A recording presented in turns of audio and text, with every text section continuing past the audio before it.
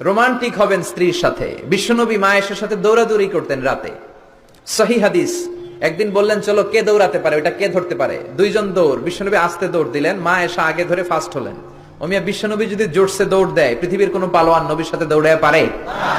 ইচ্ছা করে জিতায় দিলেন, ইচ্ছা করে। মা এসা খুব খুশি, বিশ্বনবী চাইলেন একটু খুশি হোক, জিতায় দিলাম আর কি, সমস্যা কি। তার 7 বছর পরের ঘটনা। মা আয়েশা একটু মোটা হয়ে গেছে, আবার বললেন রাতে, আয়েশা চলো আজকে দৌড় খেলি, মদিনায় তো সবাই ঘুমায়। মা আয়েশা মহা খুশি, ভাবছে ওই দিনও হারাইছে, আজকেও হারাবে। বিশ্বনবী মনে মনে বলে আজকে নো চান্স, আজকে চান্স দিব না। তো চলো ওই পিলার ধরি, দুইজনে দৌড়। বিশ্বনবী চান্স দেয় নাই। সাহাবারা বলতেন বিশ্বনবী যদি ঘোড়া হাঁকাতেন, জোরে ঘোড়া হাঁকালে 1-2 মিনিটের ব্যবধানে সাহাবারা বলতেন আমাদের ঘোড়াগুলো পিছনে থাকতো, সামনে দেখতাম আমরা শুধু ধোঁয়া আর ধোঁয়া। বিশ্বনবী ওনার ঘোড়া নিয়ে যে কয় মাইল সামনে চলে গেছে আমরা নিজেরাও জানি না। কি পালোয়ান! মক্কার সবচেয়ে বড় কুস্তিগিরকে 3টা আছাড় মেরেছিলেন উনি। ওনার এক হাতে ছিল জান্নাতি 40 জনের শক্তি, পড়েন সুবহানাল্লাহ। আয়েশা ভাবলেন আজকেও হারাবে।